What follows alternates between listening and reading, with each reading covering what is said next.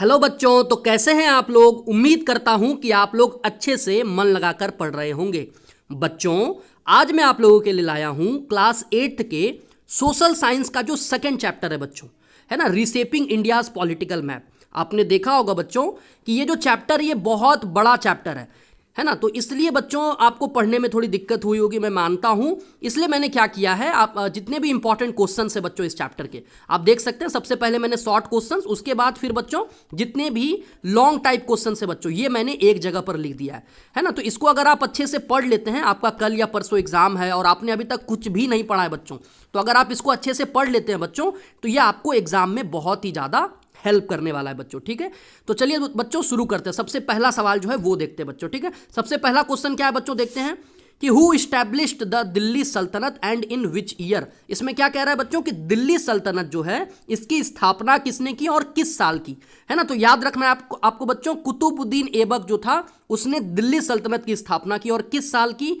तो 1206 में। तो ये बहुत ही इंपॉर्टेंट सवाल है बच्चों, यहां से आपका एक सवाल आ सकता है। सेकेंड नंबर देखते हैं बच्चों कि which dynasty was founded by Harihara and Bukka.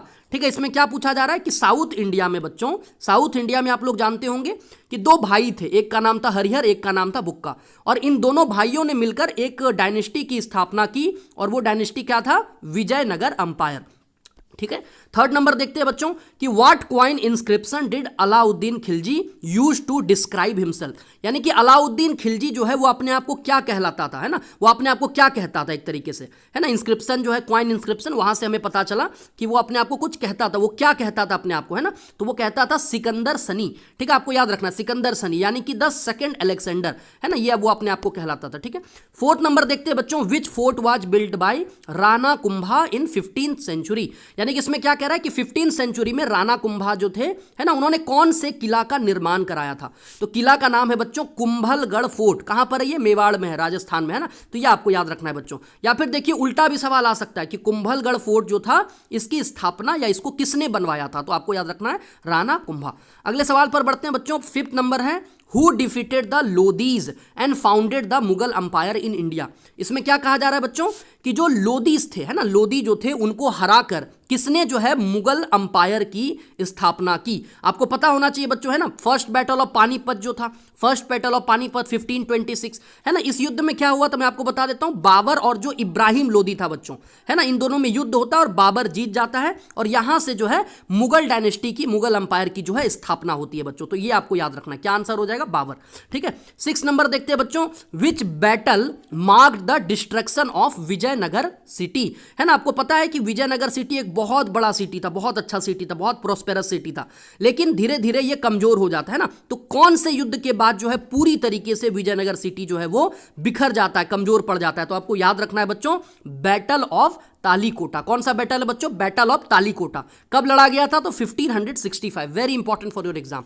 7 number देखते हैं बच्चों, who was the queen of guard kingdom. ठीक है, known for her resistance against Akbar, है ना। यहां पर क्या पूछा जा रहा है कि गार्ड जो किंगडम था बच्चों, ठीक है, इस किंगडम की कौन सी रानी थी जो कि अकबर से जिसने लड़ाई लड़ी, है ना, अकबर को जिसने टक्कर दिया। तो आपको याद रखना है रानी दुर्गावती। आपने पढ़ा भी होगा इसके बारे में, है ना, तो जरूर इसके बारे में याद रखना है। 8 नंबर देखिए बच्चों, which system was used by Ahoms to maintain their army. इसमें क्या पूछा जा रहा है बच्चों कि अहोम जो थे, है ना, अपनी सेना को मेंटेन करने के लिए कौन सा सिस्टम जो है वो अपनाते थे। तो सिस्टम का नाम था बच्चों पैक सिस्टम। आपको याद रखना है, very important for your exam.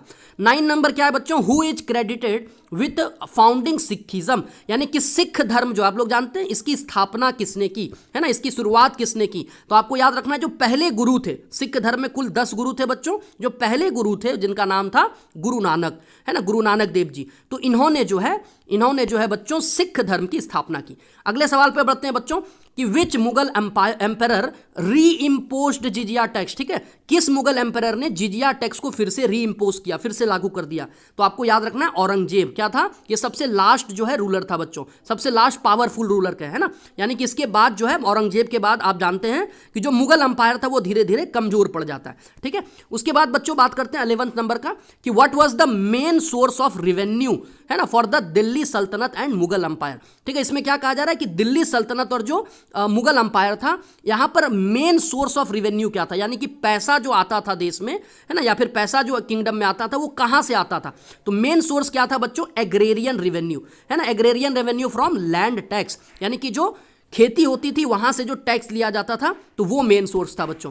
उसके बाद अगला जो सवाल है बच्चों वो देखते हैं, व्हाट इज हुंडी। ठीक है, हुंडी क्या है, तो हुंडी क्या था बच्चों, a written instruction for payment helping merchant transfer fund, है ना, ये मैंने आपने पढ़ा भी होगा बच्चों इसके बारे में अपने एनसीईआरटी में, ये बहुत इंपॉर्टेंट है, यहां से आपको एक सवाल बन जाएगा। ठीक है, कि ये था क्या, तो बेसिकली एक रिटन इंस्ट्रक्शन होता था, कुछ लिखा हुआ होता था ना, इस तरीके से मान लीजिए इसमें सारा चीज लिखा हुआ ऐसे, है ना, जिसके द्वारा क्या होता था, एक पेमेंट किया जाता था, है ना, मर्चेंट्स जो व्यापारी लोग होते थे उनको पैसे मिलते थे, फंड वगैरह। जैसे आज का जो मॉडर्न बैंकिंग सिस्टम है ना, जहां पर क्या करते हैं आप, चेक लेते हैं, चेक लेकर बैंक में जाते हैं और आपको बैंक पैसा दे देता है, तो कुछ वैसा ही सिस्टम था बच्चों, है ना, इसमें सारा कुछ लिखा होता था और इसको लेकर आप जाएंगे और आपको इसके बदले में पैसा मिल जाएगा बच्चों, है ना, तो ये होता था बच्चों, आपको याद रखना है। 13 नंबर देखते हैं, हु एबोलिश्ड द जिजिया, ठीक है, and promoted religious tolerance through Sulh-i-kul, very important बच्चों। ठीक है, तो एबोलिश किसने किया था, मतलब खत्म किसने किया था, तो याद रखना अकबर, अकबर ने जिजिया जो था उसको खत्म किया था और सुलेही कुल जो है इसकी शुरुआत की थी, इसको प्रमोट किया था। सुलेही कुल का मतलब क्या होता है बच्चों, सारे धर्मों के साथ रिलीजियस टॉलरेंस, यानी कि सारे धर्मों को मतलब एक जैसा मानना कह सकते हैं, सारे धर्मों को इंपॉर्टेंस देना, तो वैसा कुछ। ठीक है, 14 नंबर देखते हैं बच्चों कि name two important trade cities during this period, यानी कि ये जो हम लोग मेडिवल इंडिया पढ़ रहे हैं बच्चों, है ना, ये जो आपका जो किताब है, ये जो 14 से लेकर 17 सेंचुरी की जो बात की गई है ना, तो इसमें जो है बच्चों ये जो पूरा आपका जो मेडिवल है, इसमें कह रहा है 2 इंपॉर्टेंट ट्रेड सिटीज कौन थे, तो एक हो गया सूरत और एक हो गया कैलिकट, तो ये आपको याद रखना है। 15 नंबर देखते हैं बच्चों, what major architectural structure is Shah Jahan known for, ये तो बहुत ही आसान है बच्चों, ये तो आप लोगों ने बचपन से पढ़ा होगा कि शाहजहां जो है उसने क्या बनवाया था, वो किस लिए जाना जाता है, तो आप लोग सब जानते हैं ताजमहल, है ना, जो आगरा में ताजमहल है वो किसने बनवाया था, तो शाहजहां ने। 16 नंबर देखते हैं बच्चों, विच बैटल साव महाराणा प्रताप, है ना, फियर्सली रेजिस्ट द मुगल्स, है ना, मतलब किस युद्ध में महाराणा प्रताप, आप लोग जानते हैं ना, उसने जो है महाराणा प्रताप जी जो थे उन्होंने किस युद्ध में मुगलों से लड़ाई लड़ी या मुगलों को टक्कर दिया एकदम बहुत ही बहादुरी पूर्वक, तो उस युद्ध का नाम था बच्चों, आप लोग सब जानते हैं, बैटल ऑफ हल्दी घाटी। कब लड़ा गया था, तो 1576 में। ये भी बहुत इंपॉर्टेंट सवाल है बच्चों, यहां से एक सवाल आपका एग्जाम में आ सकता है। 17 नंबर देखते हैं, ड्यूरिंग हुज रेन, है ना, whose reign did the Mughal empire reach its greatest territorial extent, यानी कि किसके रेन के दौरान, किस मुगल एम्पायर के दौरान जो है बच्चों, जो पूरा मुगल एम्पायर था वो सबसे ज्यादा टेरिटोरियल एक्सटेंट, यानी कि सबसे ज्यादा टेरिटरी पूरे मुगलों के अंडर था, है ना, तो ये कौन सा वो राजा था, कौन सा वो मतलब मुगल एम्पायर था, तो आपको याद रखना औरंगजेब। औरंगजेब के समय बच्चों सबसे ज्यादा जो मुगल एम्पायर का टेरिटरी था वो मुगलों के पास था, ये याद रखना है। ठीक है, 18 नंबर देखते हैं बच्चों, what role did temples play beyond worship during this period, यानी कि आप जानते हैं मंदिर में हम लोग पूजा करते हैं, लेकिन इसके अलावा पूछा जा रहा है बच्चों कि मंदिर जो है जहां पर पूजा होता है उसके अलावा वो और क्या काम करता था, यानी कि वहां पर और उसका क्या रोल होता था उस समय, तो क्या रोल होता था बच्चों, देखिए, temples acted as centre for social, economic and trade activities, तो वहां पर केवल पूजा नहीं होता था, केवल वर्शिप नहीं होता था बच्चों, इसके अलावा वहां पर सोशल वर्क, इकोनॉमिक वर्क, है ना, ट्रेड एक्टिविटीज वगैरह ये सारी चीजें भी होती थी। 19 नंबर देखते हैं बच्चों, which administrative system did Akbar introduce to organise official rank, है ना, तो अकबर आप लोग जानते होंगे बच्चों, पढ़ा होगा आपको, थोड़ा सा भी याद है तो याद रखिएगा कि अकबर, ये भी बहुत ही इंपॉर्टेंट सवाल है बच्चों, अकबर ने जो है एक रैंकिंग सिस्टम लाया था, है ना, उस रैंकिंग सिस्टम का क्या था बच्चों, नाम क्या था, तो मनसबदारी सिस्टम, वेरी इंपॉर्टेंट, इसमें रैंक्स होते थे बच्चों, है ना, अलग अलग जो एडमिनिस्ट्रेटिव मतलब लोग होते थे उनको अलग अलग पोस्ट दिया जाता था या रैंक दिया जाता था बच्चों, तो ये आपको याद रखना है। ठीक है, रैंकिंग सिस्टम। अगले सवाल पर बढ़ते हैं बच्चों, who unified six confederacies into the Sikh empire, इसमें क्या कह रहा है बच्चों कि जो सिख कन्फेडरेसीज थे उसको किसने यूनिफाई किया, सारे सिख जो कन्फेडरेसीज थे किसने यूनिफाई किया, तो बच्चों याद रखना है आपको, महाराजा रणजीत सिंह। तो ये था बच्चों, जितने भी शॉर्ट क्वेश्चंस हैं वो मैंने आपको बता दिया। अब यहां से बच्चों हम लोग लॉन्ग क्वेश्चन पर बढ़ते हैं। ठीक है, उम्मीद करता हूं कि आपको ये हेल्प किया होगा, तो इसको अच्छे से एक बार पढ़ लीजिएगा, ये आपको बहुत ही ज्यादा हेल्प करेगा बच्चों। ठीक है, अब हम लोग बढ़ते हैं बच्चों लॉन्ग क्वेश्चंस पे, जितने भी लॉन्ग क्वेश्चंस हैं वो देखते हैं। पहला सवाल देखते हैं बच्चों, ठीक है, पहला सवाल है कि describe the different dynasties that ruled over Delhi Sultanate and their impact on north India's political boundaries. इसमें क्या कह रहा है बच्चों कि जो दिल्ली सल्तनत थे उसमें जितने भी डायनेस्टीज थे उसके बारे में आपको बताना है और इसका इम्पैक्ट क्या हुआ, इसका इम्पैक्ट क्या हुआ, हमारे नॉर्थ इंडिया पे इसका इम्पैक्ट क्या पड़ा। ठीक है, तो देखते हैं बच्चों इसका आंसर क्या है। इसका आंसर है दिल्ली। सबसे पहले तो देखिए बच्चों 5 जो डायनेस्टीज है वो आपको याद रखना, यहां से बच्चों एक बहुत इंपॉर्टेंट सवाल बनेगा। तो दिल्ली सल्तनत वाज रूल्ड बाय 5 डायनेस्टीज और कौन से वो 5 डायनेस्टीज थे? तो पहला हो गया मामलुक, ठीक है, जिसको स्लेव डायनेस्टी भी कहते थे, दूसरा हो गया खिलजी, तीसरा तुगलक, चौथा सैयद और पांचवा जो है बच्चों लोदी। तो ये आपको याद रखना है, वेरी इंपॉर्टेंट है ना। Each dynasty tried to increase their power by conquering more land, है ना। तो इसमें क्या होता था बच्चों, जितने भी डायनेस्टीज थे ये अपने पावर को बढ़ाना चाहते थे और कैसे अपने पावर को बढ़ाना चाहते थे? तो कनकरिंग मोर लैंड, ज्यादा से ज्यादा लैंड को कब्जा करके, कनकर करके। ठीक है, तो ये आपको याद रखना है। The sultanate ruled most of north India but some areas like kingdom in the east and south stayed out of their control. ठीक है, तो ज्यादातर अगर देखें बच्चों तो ये जो दिल्ली सल्तनत वाले थे, ये जितने भी ये रूलर्स थे बच्चों, इन लोगों ने नॉर्थ इंडिया पर कब्जा किया, लेकिन जो ईस्ट इंडिया था बच्चों, है ना, और जो साउथ इंडिया था वहां तक ये लोग पहुंच नहीं पाए, ये उनके कंट्रोल से बाहर था। ठीक है, तो नॉर्थ इंडिया पे इनका पूरा कब्जा था बच्चों। Delhi became an important political and cultural city during this rule, है ना, ड्यूरिंग देयर रूल। इसका मतलब यह हुआ बच्चों कि ये जब दिल्ली सल्तनत का रूल हमारे देश में था, है ना, तो 1206 से लेकर बच्चों, इसका मैं टाइम पीरियड भी आपको बता देता हूं। देखिए 1206 से लेकर कब तक था? 1526, यानी कि फर्स्ट बैटल ऑफ पानीपत तक। तो ये उसका टाइम पीरियड है। तो इसके दौरान जो है बच्चों दिल्ली एक इंपॉर्टेंट पॉलिटिकल और कल्चरल सिटी बन गया, यानी कि इससे पहले दिल्ली उतना ज्यादा इंपॉर्टेंट नहीं था, लेकिन इसका इंपैक्ट ये हुआ, दिल्ली सल्तनत का इंपैक्ट ये हुआ बच्चों कि दिल्ली एक इंपॉर्टेंट सिटी बन गया। तो ये आपको याद रखना। सेकंड क्वेश्चन पर बढ़ते हैं बच्चों। Discuss the cause and consequence of foreign invasion in India during the medieval period. इसमें क्या पूछा जा रहा है बच्चों कि मेडिवल पीरियड में, जिसका हिस्ट्री, जिस टाइम पीरियड का हिस्ट्री हम लोग पढ़ रहे हैं बच्चों, है ना, इस समय कई सारे फॉरेन इन्वेजन होते थे। तो इसका कारण क्या था, इसके कारण पर आपको बताना है कारण क्या था, और दूसरा इसका कंसिक्वेंस क्या हुआ। कंसिक्वेंस का मतलब हुआ बच्चों इसका रिजल्ट क्या हुआ, है ना। तो देखते हैं इसका आंसर क्या होगा। देखिए इसका आंसर है कि many foreign invaders came for India's riches land and sometimes to spread their religion. तो ये उनका कॉज था, है ना, मकसद था।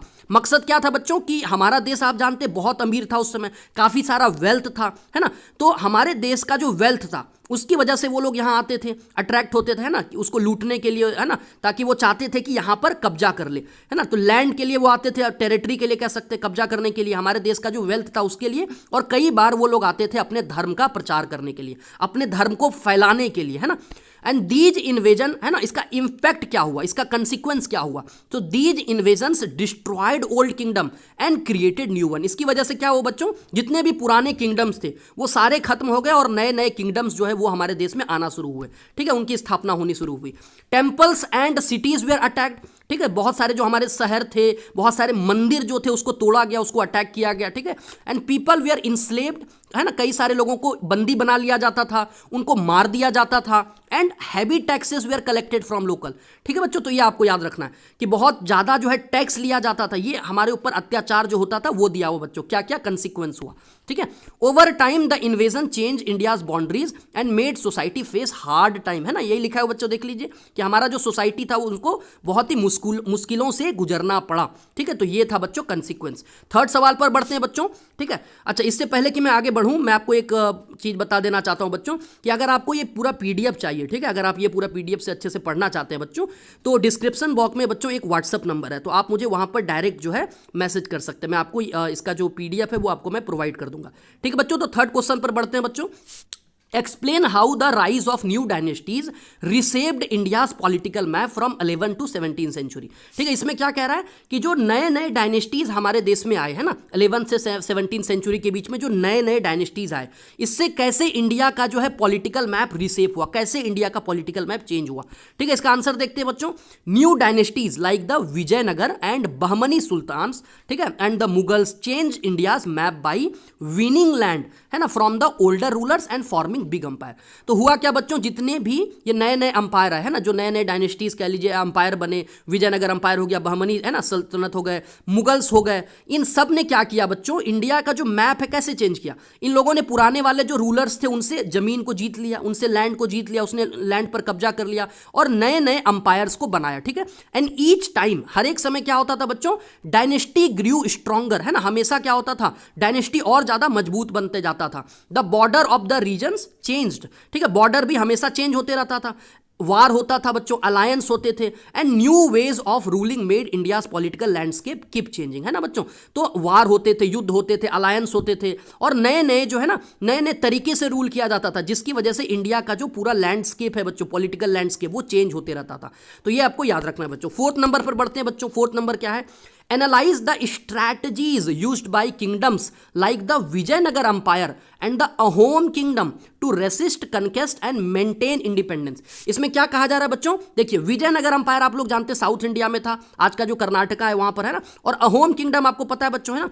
तो ये जो दो किंगडम थे बच्चों, इन दोनों किंगडम ने किस तरीके से, कौन से ऐसे स्ट्रैटेजी को अपनाया, है ना, इनका क्या स्ट्रैटेजी था, है ना, लड़ने का, है ना, अपने आज़ादी को मेंटेन रखने का, है ना, इन लोगों ने किस तरीके से लड़ाई लड़ी, इनका स्ट्रैटेजी क्या था, ये पूछा जा रहा है बच्चों। तो आंसर देखते हैं क्या है, the Vijayanagar empire choose a safe place for its capital and built strong fort. पहला चीज क्या था बच्चों, जो विजयनगर अंपायर था उसने अपनी जो राजधानी थी वो सबसे सुरक्षित जगह पर चुना, और किला वगैरह, किला आप जानते हैं पहले के समय में किला वगैरह बनाया जाता था। तो किला क्यों बनाया जाता था, अपने आप को प्रोटेक्ट करने के लिए, अपने किंगडम को बचाने के लिए, सुरक्षा के लिए। तो ये वो करते थे। They had powerful Kings and made smart alliance, है ना, तो अलायंस वगैरह भी वो लोग करते थे, दूसरे राजा से जाकर मिल गए, है ना, तो ये सारा भी उन लोगों ने किया, और किंग्स भी काफी ज्यादा पावरफुल होते थे। अच्छा, अब अहोम किंगडम की बात करते हैं बच्चों। तो अहोम किंगडम जो था बच्चों, इन लोगों ने पैक सिस्टम अपनाया था। पैक सिस्टम मैंने ऊपर में भी बताया था, ऑब्जेक्टिव जो था, मतलब शॉर्ट क्वेश्चंस जो थे वहां पर भी बताया था बच्चों। पैक सिस्टम क्या होता है बच्चों, देखिए इसमें ये यहां से भी एक डायरेक्ट सवाल आ सकता है कि पैक सिस्टम क्या था। तो आपको याद रखना है कि where every man helped in either work or fighting. देखिए बहुत ही सिंपल है, जिसमें क्या होता है, जितने भी किंगडम के लोग हैं ना, वो सारे लोग, है ना, हेल्प करता है, किसका, राजा का हेल्प करता है युद्ध में या और भी तरीके से, कंस्ट्रक्शन वगैरह मान लीजिए करना है, मान लीजिए रोड बनाना है, मान लीजिए बिल्डिंग्स बनाना है, इंफ्रास्ट्रक्चर वगैरह बनाना है ना। तो उन सारे चीज़ों को बनाने के लिए, उन सारे चीज़ों को बनाने के लिए जितने भी किंगडम में लोग हैं, सारे लोग जो है मिलकर काम करते हैं, हेल्प करते हैं। तो इसकी वजह से बच्चों अहोम किंगडम बहुत ज़्यादा मजबूत बन पाया। तो ये आपको याद रखना है। The Ahoms use their knowledge for local forest and rivers to fight back using surprise attack, ठीक है। तो देखिए बच्चों, आप जानते हैं अहोम जो था, ये असम जो है ना आज का, असम जो है आज का बच्चों, वहां पर इनका रूल था। और आप जानते हैं कि असम वाला जो एरिया है बच्चों, वो पूरा जो है पहाड़ों से घिरा हुआ है, जंगल है वहां पर घने घने। तो उन लोगों ने क्या किया बच्चों, ये अहोम्स वाले जो थे ये लोग, इन लोगों ने इसका हेल्प लिया, है ना, जंगलों का हेल्प लिया, नदियों का हेल्प लिया, ये जितने भी जो नेचुरल चीज़ें हैं बच्चों, है ना, पहाड़ हो गया, जंगल हो गया, नदियाँ हो गई, इन सब चीज़ों का हेल्प लिया बच्चों। और सरप्राइज अटैक, इसी को बच्चों हम लोग कहते हैं बच्चों, एक शब्द इसके लिए हम लोग यूज करते हैं, गुरिल्ला वारफेयर, ठीक है, जिसमें क्या होता है कि सरप्राइज अटैक किया जाता है ना। ये कहाँ पर संभव है, ये देखिए प्लेन में संभव नहीं है, ये नदियों, है ना, ये ऐसे जगह पर संभव है जहां पर कि नदी हो, है ना, पहाड़ हो, जंगल हो, जहां पर कि छिप छिप के जो है ये लोग लड़ते थे, वार करते थे, है ना, युद्ध करते थे बच्चों, है ना, अटैक करते थे छिप छिप कर, सरप्राइज। जैसे मान लीजिए आप जंगल में गए, आपको पता भी नहीं चलेगा कि किधर से अटैक हुआ, चारों तरफ से जो आपको घेर लिया जाएगा, इस तरह से होता था बच्चों। And both kingdoms united their people and used clever tactics to remain free for a long time. तो ये जो दोनों किंगडम थे बच्चों, एक विजयनगर किंगडम और अहोम किंगडम, दोनों ने जो है बहुत क्लेवर जो टैक्टिक्स है उसको अपनाया ताकि वो लंबे समय तक फ्री रह पाए, ठीक है बच्चों। तो अगले सवाल पर बढ़ते हैं बच्चों, ठीक है, उम्मीद करता हूं कि आपको यहां तक सारा कुछ समझ में आ गया होगा, है ना। अगले सवाल पर बढ़ते हैं बच्चों, फिफ्थ नंबर जो है, compare the political and administrative system of Delhi Sultanate and Mughal umpire. इसमें बच्चों क्या करना है आपको, दिल्ली सल्तनत आप जानते हैं और मुगल अंपायर जानते हैं, इन दोनों का जो एडमिनिस्ट्रेटिव सिस्टम था इसको कंपेयर करना है। क्या करना है, कंपेयर करना है, ठीक है। तो क्या आंसर होगा, देखिए, द दिल्ली सल्तनत was ruled by sultan and his ministers, ठीक है। तो दिल्ली सल्तनत जो था बच्चों, वो एक राजा होता था, सुल्तान जिसको कहते हैं, और उसके कई सारे मंत्री होते थे, who helped govern and collect tax. और इसका काम क्या होता था बच्चों, गवर्न करना, है ना, देश को चलाना और टैक्स को कलेक्ट करना। उसके बाद बच्चों आता है इक्ता सिस्टम। इक्ता सिस्टम आपने जरूर पढ़ा होगा। तो iqta system gave nobles land to manage in return for tax. इसमें होता था क्या बच्चों, देखिए मैं आपको थोड़ा सा समझा देता हूं। अगर आपसे एग्जाम में पूछ ले इक्ता सिस्टम क्या था, तो दिल्ली सल्तनत में बच्चों ये एक ऐसा सिस्टम था, आपको याद रखना है, जिसमें क्या होता था कि जैसे मान लीजिए आप नोबेल हैं, आप कोई अधिकारी है ना, आपने काम किया तो आपको काम के बदले जो है पैसे नहीं दिए जाएंगे, आपको काम के बदले लैंड दे दिया जाएगा, जिसको इक्ता कहते थे। लैंड का मतलब इक्ता होता था। तो आपको एक लैंड दे दिया जाएगा और उस लैंड में जितना भी टैक्स होगा वो आपका हो जाएगा, है ना, उसको आपको मैनेज वगैरह करना है। तो ये होता था बच्चों, ठीक है, आपको याद रखना है। उसके बाद क्या है बच्चों, the Mughals had a more organised government, ठीक है, जो मुगल्स थे उनकी बात करते हैं तो इनका जो गवर्नमेंट का सिस्टम था ये थोड़ा सा और ज्यादा ऑर्गेनाइज्ड था।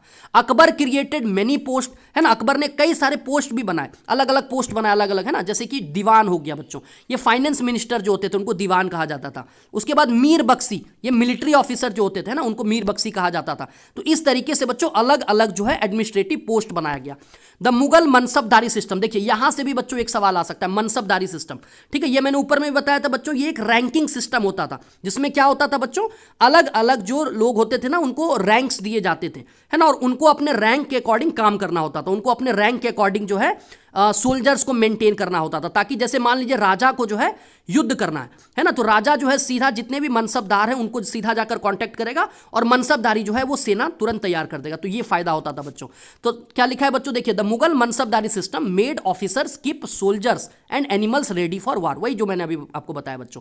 Akbar also improved the way taxes were collected making things fairer, यानी कि अकबर ने जो है टैक्स में भी इंप्रूवमेंट किया, जिससे कि अच्छे से टैक्स कलेक्ट किया जा सके, इससे जो है और भी अच्छे से जो है रूल हो पाया, एडमिनिस्ट्रेशन हो पाया। ठीक है बच्चों, नेक्स्ट क्वेश्चन पर बढ़ते हैं। What were the economic foundation of India during the medieval period and how did warfare and invasion affect them. इसमें क्या पूछ रहा है बच्चों कि जो मेडिवल पीरियड था उसमें इकोनॉमिक फाउंडेशन क्या था हमारे देश का, ठीक है, और क्या कह रहा है बच्चों कि वारफेयर, युद्ध वगैरह जो होते थे, इन्वेजन जो होते थे, इससे हमारे देश पर क्या असर पड़ा, क्या इफेक्ट हुआ। तो इंडिया वाज रिच, हम लोग जानते हैं बच्चों कि हमारा देश बहुत अमीर था, किसकी वजह से, ठीक है, क्योंकि हमारे देश में खेती होती थी अच्छी, क्राफ्ट होता था, ट्रेड अच्छा था, तो इन सब की वजह से हमारा देश बहुत अच्छा था। People grew many crops and made things, है ना, जैसे कि लोग जो थे हमारे देश में अलग अलग तरह का क्रॉप्स ग्रो करते थे, है ना, हमारे देश में अलग अलग चीज़ें बनाते थे, जैसे कपड़ा हो गया, ज्वेलरी हो गया, जहाज हो गए, ये सारा चीज़ हम लोग बनाते थे। Trade was strong especially through ports, but wars and foreign attack made life tougher, destroying crops cities and leading to higher taxes. इसका मतलब यह हुआ बच्चों, है ना, कि सब कुछ अच्छा था हमारे देश में, लेकिन जब युद्ध हुआ, है ना, जब अटैक्स होते थे हमारे देश में, तो इसकी वजह से हमारे देश के लोगों का लाइफ टफ हो जाता था, कई सारे क्रॉप्स बर्बाद हो जाते थे, शहर बर्बाद हो जाते थे, टैक्स बहुत ज्यादा लिया जाता था बच्चों, मैनी पुअर पीपल सफर्ड, जो गरीब लोग थे उनको सफर करना पड़ता था बच्चों। तो ये आपको याद रखना, ये असर पड़ा बच्चों, ठीक है। 7 नंबर पर देखते हैं क्या है, discuss the main forms of resistance faced by Delhi Sultanate and Mughal empire from regional powers. ये भी देखिए, मैं कहूंगा ये सबसे ज्यादा इंपॉर्टेंट है बच्चों।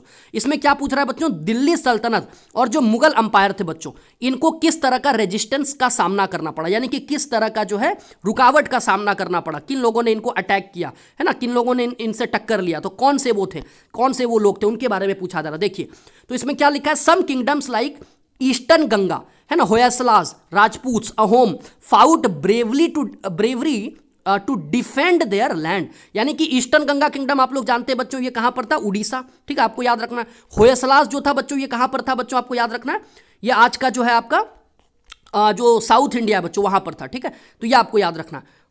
नहीं, होयसलास जो था बच्चों, एक मिनट, ये आपको एक बार आप चेक करके मुझे बताइएगा बच्चों ये कहां पर था, ठीक है, आपको ये कमेंट बॉक्स में बताना होयसलास कहां पर थे, ठीक है। यहाँ ये भी साउथ इंडिया में था, मैंने सही कहा, ठीक है, साउथ इंडिया में था बच्चों। राजपूत जो थे बच्चों, ये आप जानते कहां पर थे, अहोम, अभी मैंने आपको बताया बच्चों, राजपूत राजस्थान में, अहोम असम में, ठीक है। तो इन लोगों ने जो है मिलकर बच्चों क्या किया, इन लोगों ने जो है मिलकर मुगलों से बहादुरी पूर्वक लड़ाई लड़ी, ठीक है। Peasants and tribal group also resisted, ठीक है, कई सारे जो पीजेंट्स ग्रुप थे, ट्राइबल ग्रुप थे, इन लोगों ने भी जो है ना, रेजिस्ट किया, रोका मुगलों को, है ना। When taxes got too high, जब टैक्स बहुत ज्यादा बढ़ा दिया जाता था तो इन लोगों ने मिलकर रोका, लड़ाई लड़ी। And rulers tried to force changes, है ना, तो द राजपूत्स यूज्ड फोर्ट, देखो राजपूत क्या करते थे बच्चों, अपने किला का यूज करते थे, सरप्राइज अटैक जिसको गुरिल्ला वारफेयर कहते हैं वो करते थे। अहोम्स क्या करते थे बच्चों, full use of their land to fight back, है ना, तो ये सारा कुछ उनका स्ट्रैटेजी होता था। अहोम आपको मैंने बताया भी, है ना, कि वो जो जंगल होता था, पहाड़, गुरिल्ला वारफेयर, तो उसका यूज करते थे। एंड इवन सम रीजन्स, है ना, जैसे कि सिख हो गए, सिख कौन, ये इन लोगों ने भी मुगल एम्परर्स का जो है सामना किया, डटकर सामना किया। अगले सवाल पर बढ़ते हैं बच्चों।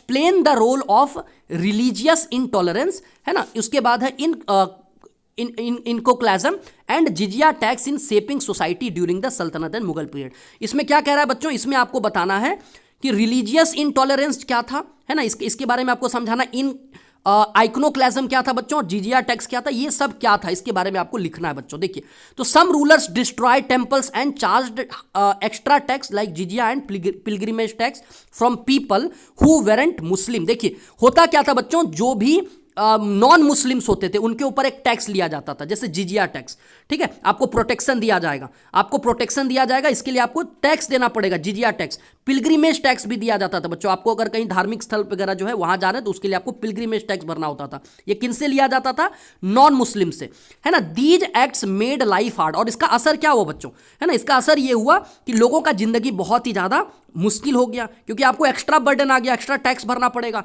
और इससे कई सारे जो लोग थे वो उनको कन्वर्ट भी फोर्सफुली करवाया जाता था, है ना। तो ये आपको याद रखना है, इस्लाम में कन्वर्ट कराया जाता, तो ये भी दिया हुआ है आपके बच्चों बुक में, है ना, रिलीजियस कन्वर्सन, ठीक है। उसके बाद क्या है बच्चों, while some emperors like Akbar try to be fair and friendly to all, है ना। जैसे अकबर की बात करें तो वो उसने कोशिश की कि सबके साथ अच्छे से व्यवहार करे, सबके साथ अच्छा बर्ताव करे, लेकिन जैसे औरंगजेब की बात करते हैं, औरंगजेब ने बहुत खतरनाक कह सकते टैक्स लाया, है ना, जिसमें से एक टैक्स था जिजिया टैक्स, पिलग्रिमेज टैक्स, ये सारे ऐसे टैक्स थे।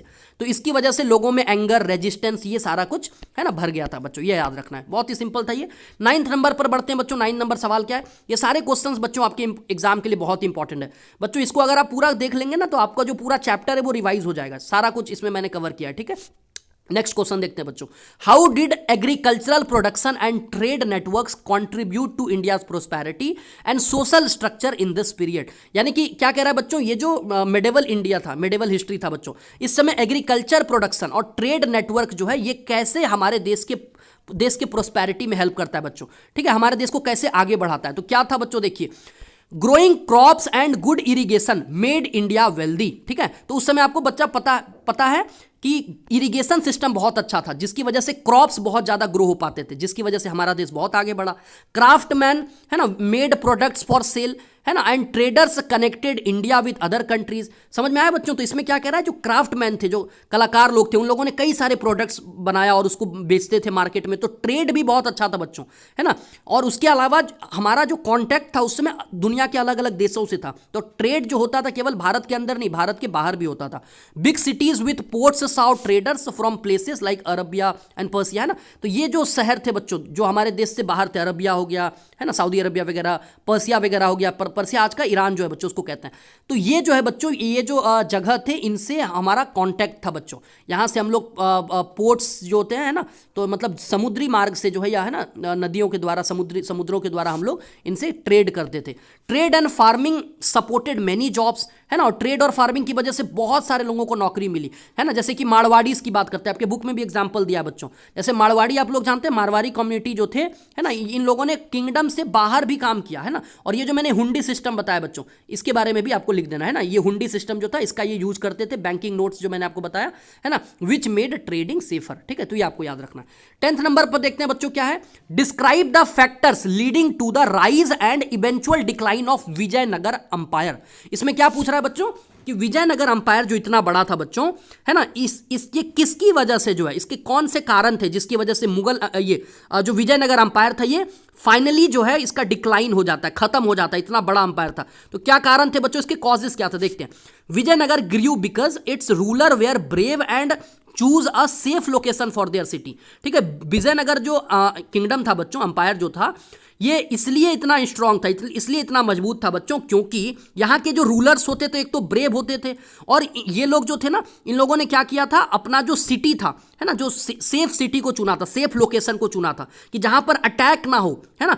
किंग कृष्णदेव राय, आपने पढ़ा होगा, कृष्णदेव राय जो थे, made the umpire reach and famous, है ना, ये बहुत ही फेमस थे। और इसने क्या किया बच्चों, पूरे अंपायर को, है ना, बहुत ही ज़्यादा फेमस, बहुत ही ज़्यादा रिच बनाया, काफ़ी पावरफुल बनाया।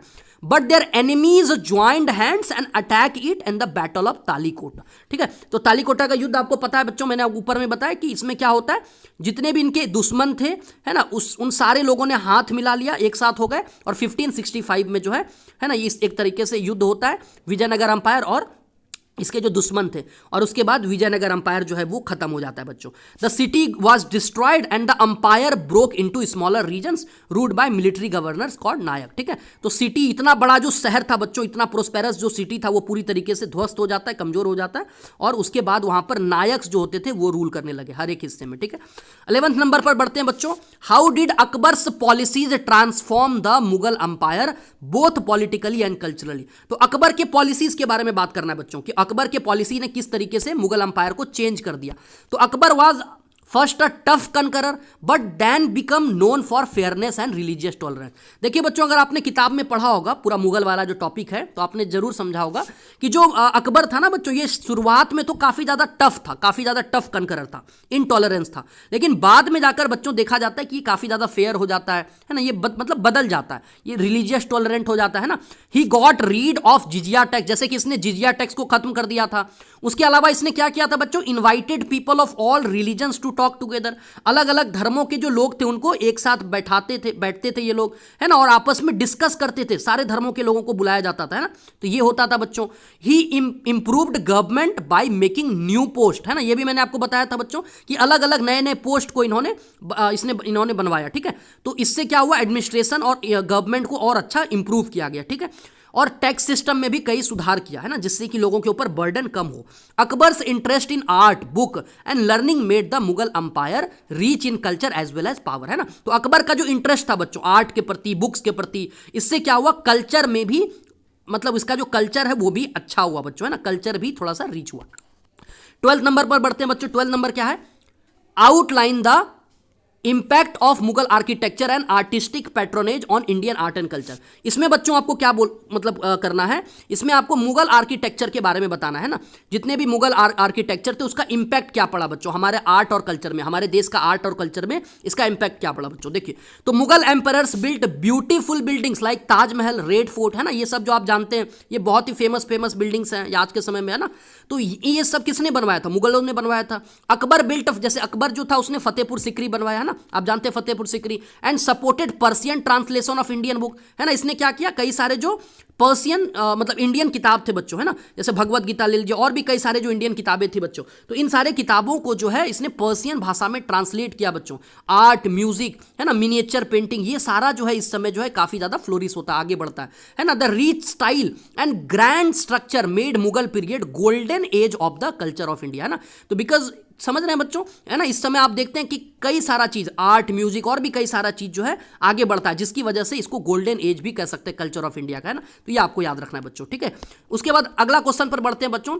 13 नंबर है, explain the significance of pack system and other social structure in the Ahom kingdom resilience. तो ये तो बच्चों वही है पैक सिस्टम के बारे में। बेसिकली मैंने आपको पैक सिस्टम बताया ना बच्चों, तो ये इसमें पूरा वही दिया हुआ है। तो पैक सिस्टम में होता क्या था बच्चों कि सारे जो किंगडम के लोग होते थे ना, सारे लोग एक साथ मिलकर काम करते थे। जैसे मान लीजिए, है ना, रोड बनवाना है, या है ना कोई भी बिल्डिंग वाला काम करना है, इंफ्रास्ट्रक्चर करना है, या युद्ध लड़ना है, तो सारे लोग एक साथ मिलकर काम करते थे बच्चों, यूनिटी होता था, है ना। ये अहोम किंगडम में देखा गया। तो इस तरीके से जो है बच्चों पैक सिस्टम की वजह से पूरा जो कम्युनिटी था काफी ज्यादा स्ट्रांग हो गया बच्चों, अहोम किंगडम एकदम बहुत स्ट्रांग हो गया, जिसकी वजह से उन लोगों ने क्या किया बच्चों, बड़े बड़े जो मुगलों की सेना थी उसको टक्कर देने में वो सक्षम रहे, सफल रहे। तो ये आपको याद रखना है बच्चों। 14 नंबर देखते हैं, discuss the evolution and importance of Sikh community and Khalsa in resisting Mughal rule. इसमें क्या कह रहा है बच्चों, सिख कम्युनिटी जो है उसका क्या रोल था, है ना, मुगलों से लड़ाई लड़ने में, मुगलों को रोकने में सिख कम्युनिटी जो थे, है ना, उसका क्या इंपॉर्टेंस था, या खालसा जो थे, खालसा, है ना,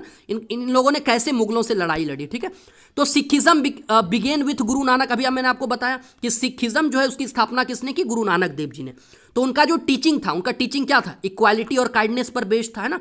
उसके बाद जितने भी गुरु हुए बच्चों, उन लोगों, है ना, क्या लिखा है, facing persecution trend their followers in martial art, है ना। तो उन लोगों ने क्या किया बच्चों, मार्शियल आर्ट में जो है अपने फॉलोअर्स को, है ना, जितने भी उसके मानने वाले थे सबको जो है बच्चों मार्शियल आर्ट वगैरह सिखाया ताकि वो लड़ सके, है ना।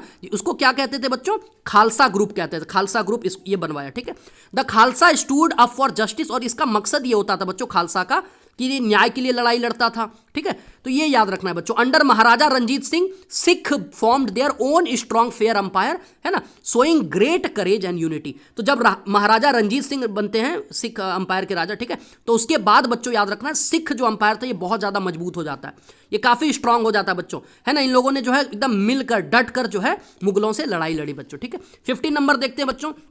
Describe the experience of common people under changing rulers focusing on taxation displacement and daily life. इसमें क्या करना है बच्चों, ये सबसे जो लास्ट टॉपिक था बच्चों, वहां से ये सवाल मैंने उठाया है, ठीक है। सबसे जो लास्ट टॉपिक था कि इसमें क्या कह रहा है बच्चों, जो कॉमन आदमी थे, जो आम आदमी थे बच्चों, है ना, उनका मतलब आपको बताना उनका एक्सपीरियंस क्या था, उनका अनुभव क्या था बच्चों, है ना। जो रूलर्स वगैरह चेंज हो रहे थे, इसमें आपको टैक्स पे बताना, टैक्सेशन क्या सिस्टम था, डिस्प्लेसमेंट वगैरह क्या था, है ना, लोगों का जो आम लोग थे, आम लोगों की जो जीवन थी वो कैसे बदल रहा था, उनके जीवन पर क्या असर पड़ा। तो farmers and worker had to pay very high taxes, है ना, तो काफी ज्यादा टैक्स भरना पड़ता था। When there were wars many people lost their home और लैंड एंड बिकेम लेबरर, है ना। Despite hardship crafts people and trader continued working and some communities supported each other through guilds and temple group, ठीक है। तो बच्चों होता क्या था आप लोग जान रहे हैं ना, कि जब भी कभी युद्ध होता था तो बहुत सारे लोगों को अपना घर अपना जमीन जो है वो छोड़ना पड़ता था, है ना, हाथ धोना पड़ जाता था, उनको काफी ज्यादा हार्डशिप और मुश्किलों से गुजरना पड़ा बच्चों जब भी युद्ध वगैरह होता था, याद रखना है। और कई सारे जो ऐसे कम्युनिटीज थे ना, उन लोगों ने क्या किया, गिल्ड अपना बना दिया, टेम्पल ग्रुप बना दिया, और उससे जो है उनको हेल्प मिलता था, सपोर्ट होता था, एक दूसरे का करते थे, ठीक है। Rich rulers and merchants enjoyed more wealth, जो अमीर होते थे ना बच्चों, उनको काफी ज्यादा उनके पास वेल्थ होता था, उनको मतलब वो अच्छे से जिंदगी जी सकते थे। लेकिन बच्चों जो कॉमन लोग होते थे, जो कॉमन पीपल होते थे बच्चों, उनको काफी ज्यादा सफर करना पड़ता था, बैटल्स और अकाल वगैरह, यानी कि फेमाइन वगैरह जो हो जाता था। 60 नंबर देखते बच्चों। How did temple function as centre of economic and social power. ये भी देखिए बहुत इंपॉर्टेंट सवाल है बच्चों। उस समय मैंने आपको बताया बच्चों, टेंपल जो होता था केवल वो वर्शिप का प्लेस नहीं होता था, वो इकोनॉमिक सेंटर, है ना, सोशल पावर का भी सेंटर होता था। सो कैसे होता था ये पूछ रहा है। So temples were not just for prayer, है ना, they were places of festivals learning and art took place, है ना। तो यहां पर केवल पूजा पाठ नहीं होता था, इसके अलावा वहां पर फेस्टिवल्स होते थे, लर्निंग का सेंटर था, आर्ट वगैरह का काम होता था, है ना। Kings donated land and money to temple, है ना, राजा लोग क्या करते थे, पैसा जो है डोनेट करते थे मंदिरों में, which helped the community through building tank irrigation system and shop, ठीक है बच्चों। तो इससे क्या होता था, उन पैसों से जो है बिल्डिंग्स बनाया जाता था, है ना, और भी चीजें, टैंक वगैरह बनाया जाता था, इरिगेशन सिस्टम, रोड्स वगैरह, शॉप वगैरह। तो इन पब्लिक इंफ्रास्ट्रक्चर जो है बच्चों, ये सारा चीज उन पैसों से होता था। Temples also helped traders for giving credit, है ना, क्रेडिट मतलब होता है बच्चों लोन। तो मंदिर कई बार लोन भी देते थे और कई सारे लोकल मार्केट को सपोर्ट भी करते थे बच्चों, ठीक है। तो ये आपको याद रखना है। 17 नंबर पर देखते हैं क्या है। Analyse the role and legacy of women leaders like Rani Durgavati and their influence on regional politics and culture, ठीक है। इसमें क्या कह रहा है बच्चों, जैसे रानी दुर्गावती मैंने आपको बताया था, ये बहुत ही बहादुर महिला थी, है ना। इन्होंने क्या किया, इन्होंने जो है मुगलों का डटकर सामना किया बच्चों, है ना।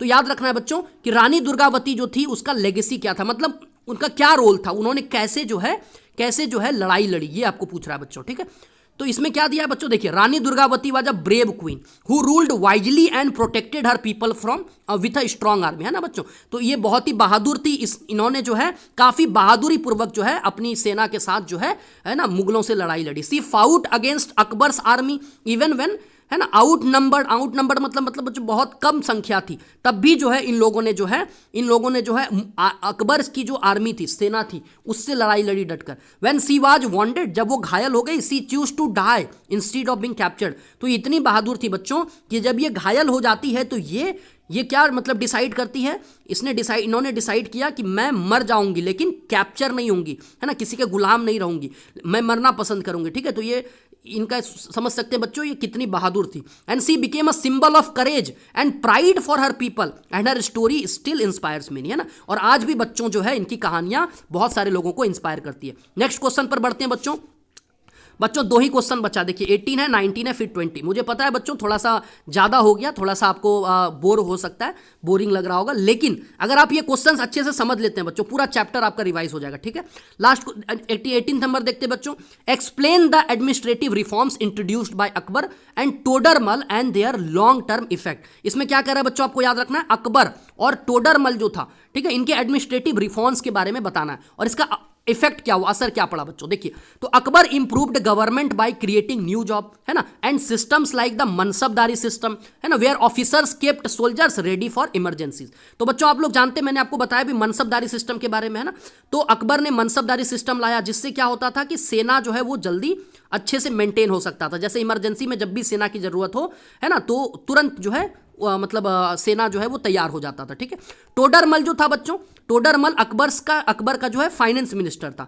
उन्होंने क्या किया बच्चों, measured land and crops carefully, है ना, उन्होंने लैंड का मेजरमेंट, क्रॉप का मेजरमेंट, ये सब बहुत ही अच्छे तरीके से किया, ताकि टैक्स वगैरह जो है ना वो अच्छे से लिया जा सके। पहले क्या होता था बच्चों, इससे पहले टैक्स वगैरह बहुत ही अनफेयर तरीके से लिया जाता था, लेकिन यहां पर टोडरमल ने काफी अच्छे से सब कुछ किया बच्चों, है ना।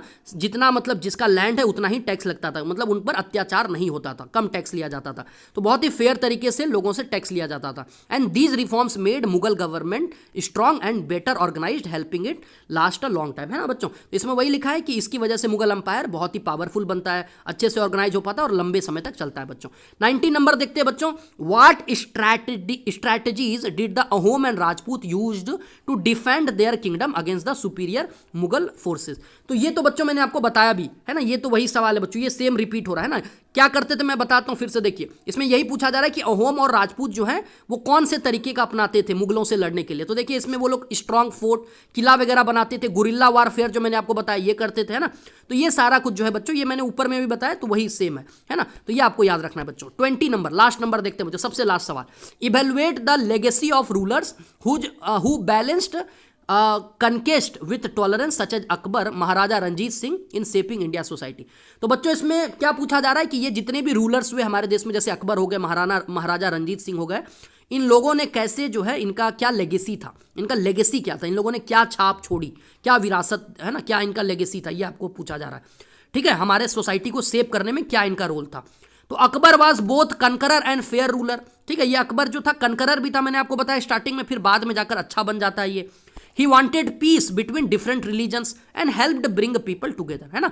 तो ये इन्होंने क्या किया, इन्होंने कई सारे लोगों को, अलग अलग धर्मों के जो लोग थे उनके साथ अच्छे से बर्ताव किया, है ना, पीस किया लास्ट में जाकर, बाद में जाकर बच्चों, है ना। और महाराजा रंजीत सिंह के बारे में आप जानते हैं बच्चों, इन्होंने भी अच्छे तरीके से रूल किया, और इन्होंने क्या किया, कई सारे कम्युनिटीज को भी अपने एक साथ यूनाइट करने का काम किया बच्चों, है ना। Both leaders became known for blending strength with kindness and made India richer in culture, unity and resilience. तो दोनों जो रूलर थे बच्चों, महाराजा रंजीत सिंह और अकबर, दोनों ने जो है बच्चों, है ना, हमारे देश के कल्चर, हमारे देश को यूनिटी और रेजिलियंस में काफ़ी ज़्यादा हेल्प किया बच्चों, है ना, काफ़ी बहादुरी से लड़ने में, ठीक है। तो बच्चों यही था बच्चों इस पूरे चैप्टर में। उम्मीद करता हूँ कि बच्चों ये वीडियो आपको हेल्प करेगा।